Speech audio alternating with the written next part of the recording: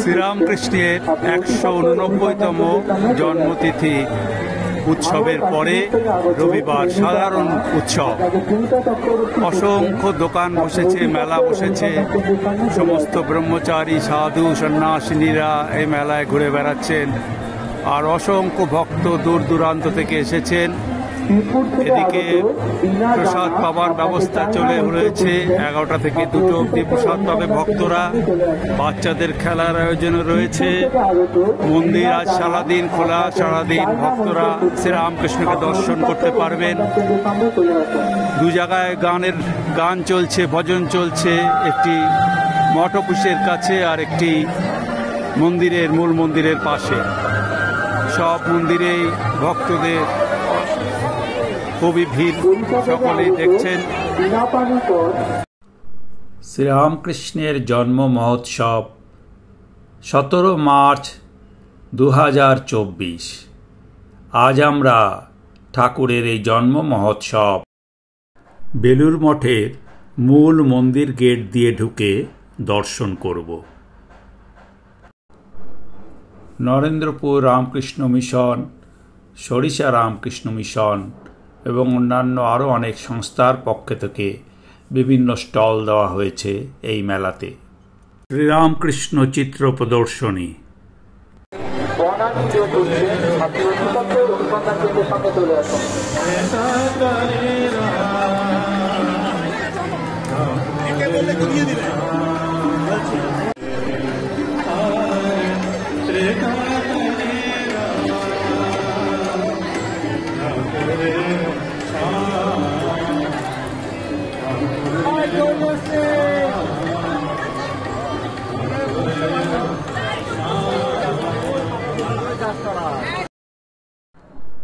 শব্দ নির্মিত বেলুর মঠের ভেতরের প্রবেশদ্বার।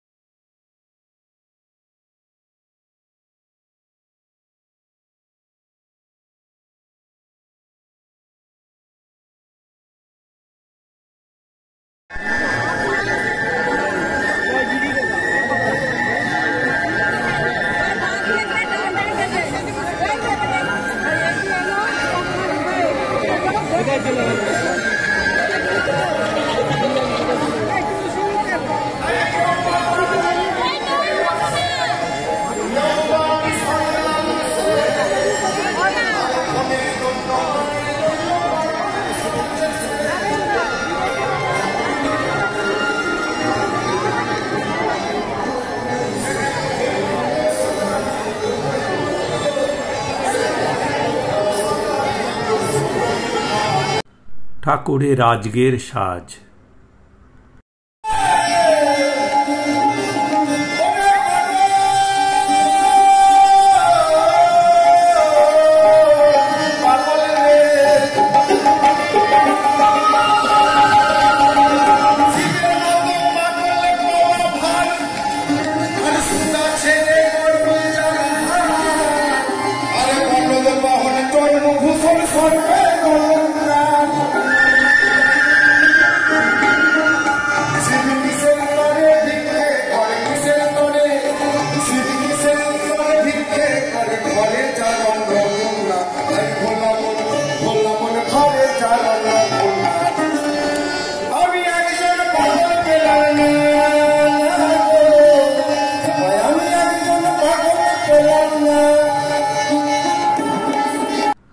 আজকের অনুষ্ঠান সূচি।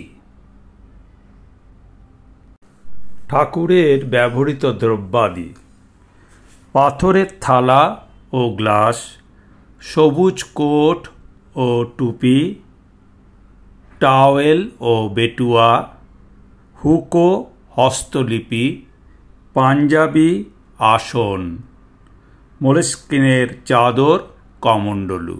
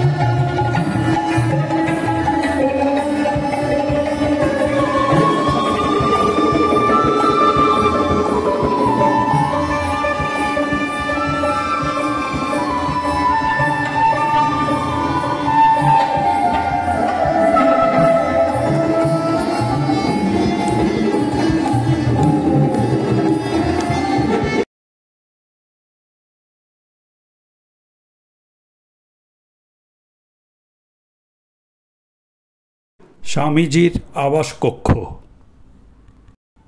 এই কক্ষেই স্বামীজি দেহত্যাগ করেছিলেন। স্বামীজির পোতা আম গাছে এখনো মুকুল এসেছে। মঠ অফিস প্রাঙ্গণে রামায়ণ গানের আসর।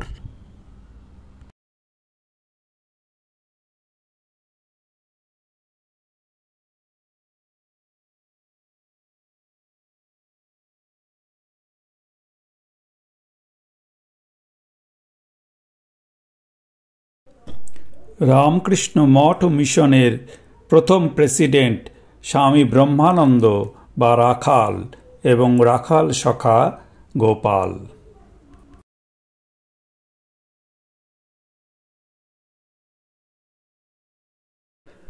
মা শারদার মন্দিরের সামনে যে ঘাট, সেই ঘাটে স্নান করছেন ভক্তবৃন্দ পতিতোদ্ধারিণী গঙ্গে।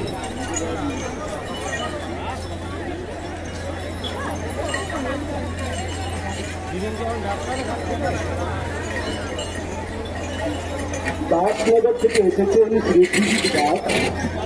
দাসনগর থেকে এসেছেন শ্রীজিৎ বাগ। আপনাকে জ্যোৎস্না বাগ খোঁজ করছেন। আপনি অতি শীঘ্র অনুসন্ধান কেন্দ্রে এসে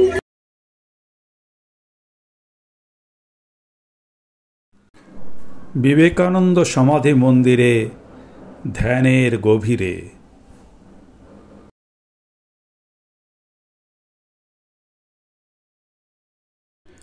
ঠাকুরের কতিপয় শিষ্যের এবং সাধুদের অন্তিম সংস্কার স্থান দর্শন ও সম্মান প্রদর্শন করে ফেরার পথে স্বামী সুপর্ণানন্দের সঙ্গে সাক্ষাৎ সন্ন্যাসিনী মাতার।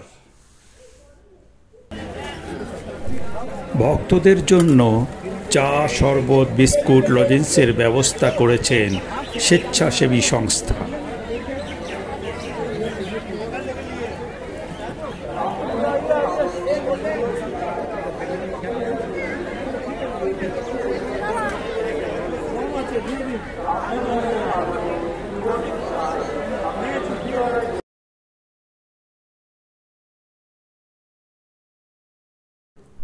মেলা দর্শন করছেন সহ সংঘাধ্যক্ষ স্বামী গৌতমানন্দ ও স্বামী সুহিতানন্দ।